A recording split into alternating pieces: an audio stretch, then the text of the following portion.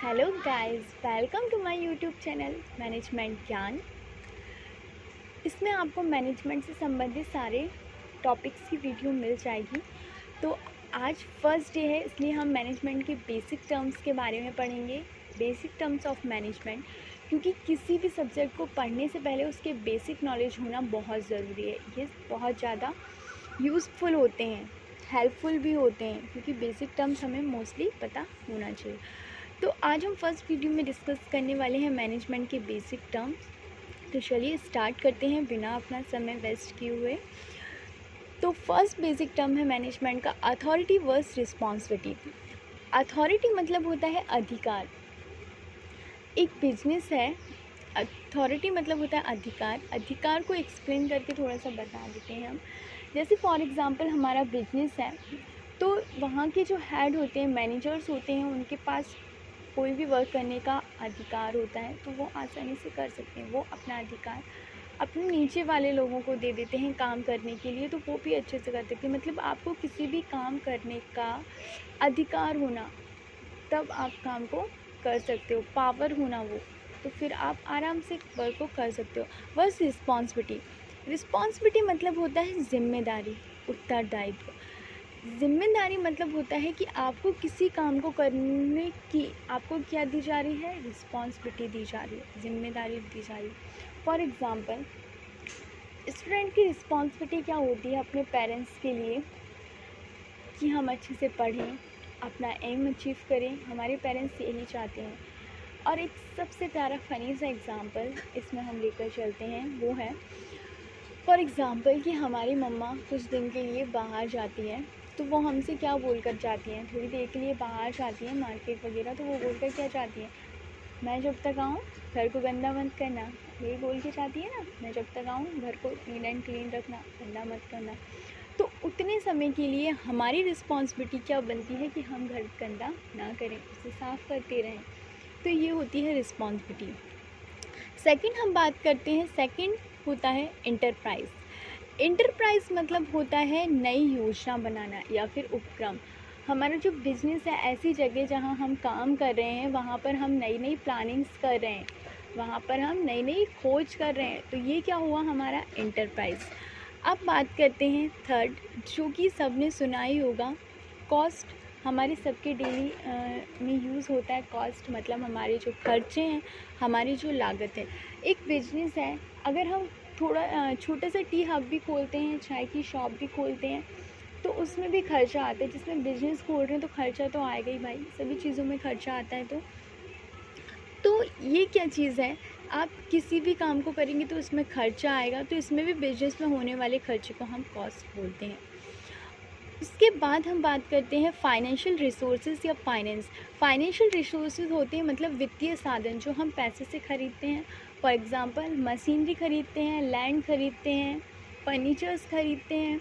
तो ये सारे हमारे क्या होते हैं, फाइनेंशियल रिसोर्सेज होते हैं, जिनका यूज़ हम हमारे बिजनेस में करते हैं। उसके बाद आता है ह्यूमन कैपिटल। ह्यूमन कैपिटल मतलब होता है मानव पूंजी। जो मानव की है, व्हाट वी आउन, जो सिर्फ मेरा है, मेरा ही रहेगा, मतलब ह्यूमन का है उसका ही रहेगा, वो क्या हो गई, उसकी कैपिटल हो गई, वो उसकी पूंजी हो गई, जिसका यूज़ हम बिजनेस में करते हैं। एंड देन फिर हम बात करते हैं human resources people in the organisation. Human resources वही मानव संसाधन, मानव के जो संसाधन हैं। पीपल इन द ऑर्गेनाइजेशन मतलब होता है संगठन में लोग।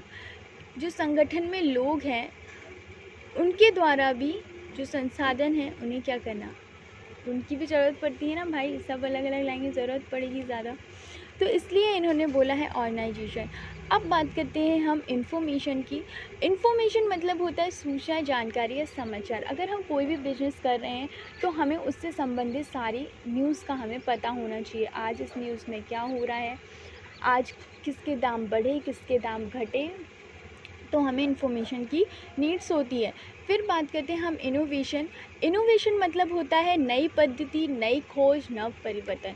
इनोवेशन मतलब हमें हमारे बिजनेस में कुछ ना कुछ नया करना चाहिए। सिर्फ हम एक वही पुरानी चीज़ों को लेकर नहीं बैठ सकते, हमें कुछ ना कुछ क्या करना चाहिए भाई, नया करना चाहिए।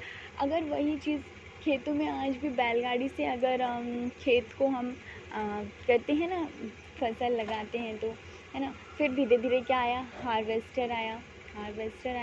तो अगर वही सब पुरानी चीज़ें करते रहेंगे तो ऐसे तो काम नहीं चलेगा, ठीक है।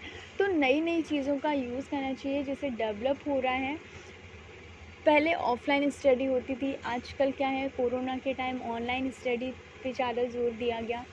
तो यही है कि मतलब कुछ ना कुछ इनोवेशन होना चाहिए, न्यू होते रहना चाहिए। मोबाइल है, मोबाइल में आप अभी ख़रीद लो, 1 महीने बाद देखो कोई सा नया मॉडल लॉन्च हो जाएगा, गाड़ी में नया मॉडल लॉन्च हो जाएगा, मोबाइल फ़ोन में भी कोई नया चीज़ें आ जाएंगी उसमें भी। उसके बाद हम बात करते हैं नॉलेज मतलब होता है जानकारी। हम जिस भी चीज़ को, मतलब कोई भी हम बिज़नेस खोल रहे हैं उसके बारे में हमें पूरी जानकारी होना चाहिए, पूरा नॉलेज होना चाहिए।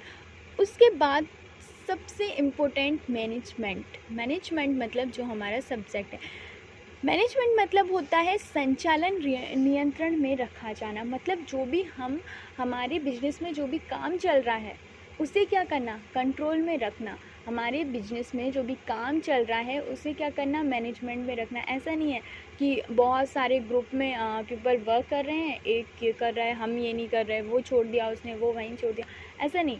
उसे क्या करना, जो काम चल रहा है उसे क्या करना, कंट्रोल में रखना, ठीक है। कोई गलत हो रहा है तो उसे सही रूप से करना, उसे कहते हैं प्रबंध।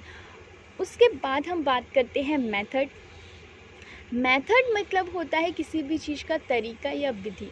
किसी भी चीज़ को करने का क्या होता है, तरीका या फिर विधि।